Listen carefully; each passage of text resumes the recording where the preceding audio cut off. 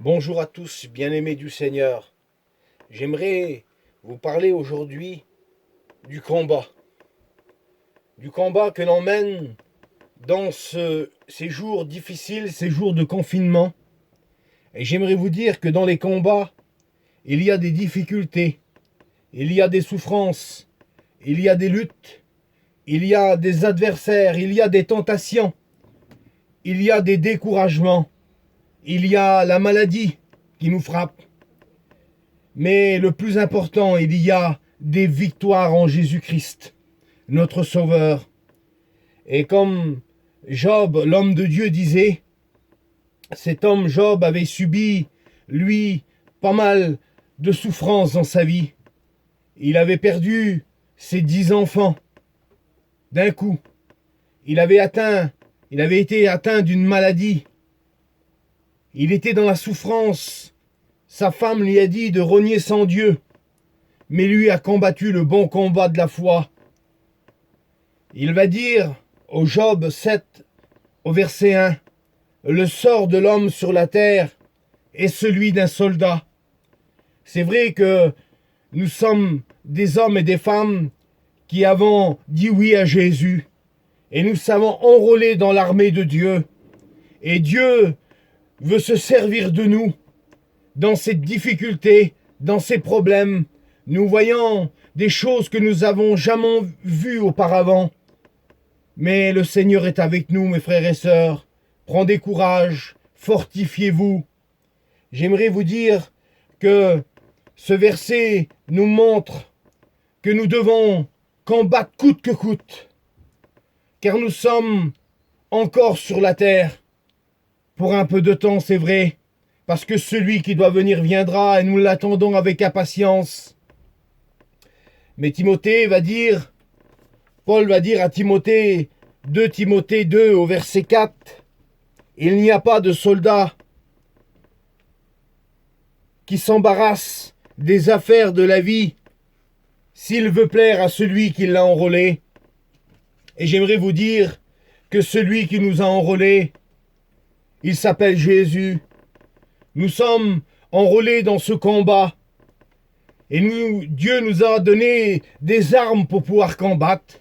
Il nous a revêtus d'une armure, car nous ne sommes pas sur un champ de bataille avec les mains vides. Nous avons des armes pour pouvoir combattre cet ennemi qui est invisible.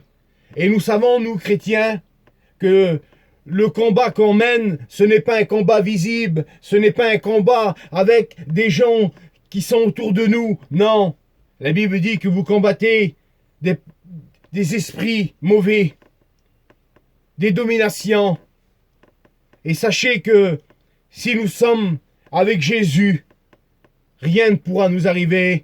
Nous sommes des victorieux en Jésus-Christ, parce que Jésus-Christ, lui, nous a montré la voie. Lui, il a dit qu'il a vaincu le monde. Oui, Jésus a vaincu le monde. Jésus, il a dit aussi qu'il a triomphé à la croix. Et nous l'avons vu. Il a écrasé la tête de l'ennemi. Nous sommes des victorieux en Jésus-Christ. Jésus avait combattu aussi sa chair. Alors à notre tour, nous sommes armés pour pouvoir combattre ces choses. Tous ces ennemis qui se dressent devant nous, toutes ces difficultés, tous ces problèmes que nous vivons, sachez que nous avons un appui en Jésus-Christ aujourd'hui. Dans Colossiens 2 au verset 1, « Car grand est le combat que Dieu nous a confié. » Vous savez, ce n'est pas rien d'être un chrétien. Il faut combattre coûte que coûte, malgré les difficultés, les problèmes qui sont devant nous. C'est vrai, c'est facile de baisser les bras. C'est facile de dire oui, mais moi je n'ai plus la force de combattre. Mais sache qu'il renouvelle nos forces chaque matin. Et la Bible dit qu'il renouvelle nos forces dans la marche. Alors ne nous arrêtons pas, marchons fidèlement avec lui, restons fidèles à Jésus. Paul va dire à Timothée, il va lui faire une recommandation dans 1 Timothée 1 au verset 18. Il va lui dire, combat le bon combat de la foi. Notre foi, c'est celle qui nous fait avancer. C'est celle qui nous fait prendre des décisions. C'est vrai, au verset 19, Paul va lui dire que quelques-uns d'entre nous ont abandonné la foi. Quel dommage! Ils ont fait naufrage, la Bible dit. Mais ne soyons pas des naufragés. Soyons des victorieux aujourd'hui avec Jésus. Parce que si notre foi est grande, notre force sera grande. Merci Seigneur, parce qu'il nous renouvelle nos forces dans la marche chaque matin. Il va dire encore à Timothée, combat le bon combat de la foi. Et si nous combattons unis dans la foi, nous emporterons des victoires, nous emporterons le triomphe avec Jésus-Christ. Que son nom soit glorifié et béni. Dans 2 Timothée 4, au verset 7, Paul va dire « J'ai combattu le bon combat, j'ai achevé la course. Désormais, la couronne de justice m'est réservée. » C'est vrai que le combat est dur, que la lutte est difficile, mais gardons la foi, achevons la course, car notre délivrance est proche. Jésus va venir bientôt chercher son Église, frères et sœurs. J'aimerais vous parler qu'il y a des combats dans la vie. Il y a des combats qu'on sent menés de nos propres chefs. Mais j'aimerais vous dire, ne combattez pas comme vous voulez, mais combattez avec les règles que Dieu nous a données. Combattons avec les règles que Dieu nous a laissées. Dans 2 Timothée 2 au verset 5, il va dire « L'athlète n'est pas couronné s'il n'a couru selon les règles. Alors ne combattons pas comme bon nous semble, mais combattons avec les règles que Dieu nous a données. » Et j'aimerais vous donner quelques règles que Dieu nous a données pour combattre. Il nous faut combattre avec l'amour. Il nous faut combattre avec la justice. Il nous faut combattre avec la droiture. Il nous faut combattre avec la fidélité, dans la vérité, en marchant dans la sanctification. Que son nom soit glorifié. La vie chrétienne, elle est un combat. Et elle se combat sur 3 fronts à la fois. Comme Jésus nous a donné cet exemple. Elle se combat contre le monde. Elle combat contre nos propres natures qui est pécheresse. Elle se combat contre Satan et les démons.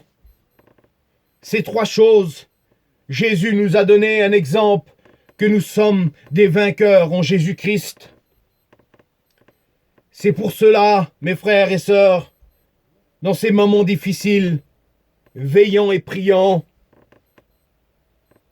car la prière a une très grande efficacité. Dieu nous a donné des armes, il nous a donné le bouclier de la foi, afin de éteindre les traits enflammés de l'ennemi. Et l'ennemi essaye de nous envoyer des flèches, mais nous avons le bouclier de la foi. Il nous a laissé la parole de Dieu, qui est l'épée à double tranchant. Mais nous avons aussi la prière. Et j'aimerais vous parler de l'efficacité de la prière. La prière, elle neutralise l'ennemi. La prière, elle fait reculer notre adversaire. La prière, elle délivre le pécheur. La prière, elle guérit nos malades. La prière, elle nous fait triompher de l'ennemi. La prière, elle nous fortifie. Et nous avons besoin dans ces moments difficiles d'être fortifiés par la prière. Et j'aimerais prier le Seigneur avec vous. J'aimerais que l'on puisse passer un temps de prière. Prier pour nos malades. Prier pour nos rétrogrades. Prier pour les gens qui nous entourent, qui ne connaissent pas Dieu. Afin que par le moyen de la prière, qu'on peut les attirer à Jésus-Christ. J'aimerais prier le Seigneur avec vous. Que ton nom soit glorifié, Seigneur, et que ton nom soit béni. Merci, Seigneur, parce que tu as dit, tu ne laisseras pas, tu seras avec nous même dans les combats. Seigneur, tu es le victorieux, et nous mettons notre foi en toi, parce que tu nous as dit que bientôt tu vas venir nous chercher. Et nous voyons que ces jours difficiles, et que nous vivons, mais que Seigneur, notre force est en toi, et nous puisons en toi cette force. Merci, Seigneur, pour nos familles qui se tournent vers toi. Merci pour nos malades qui sont guéris. Merci, Seigneur, pour nos rétrogrades qui reviennent. À toi revient toute la gloire et l'honneur dans cette soirée. Merci, Seigneur. Merci de te connaître. Merci, mon Jésus. À toi toute la gloire, Seigneur. Que ton nom soit glorifié. Que le Seigneur vous bénisse.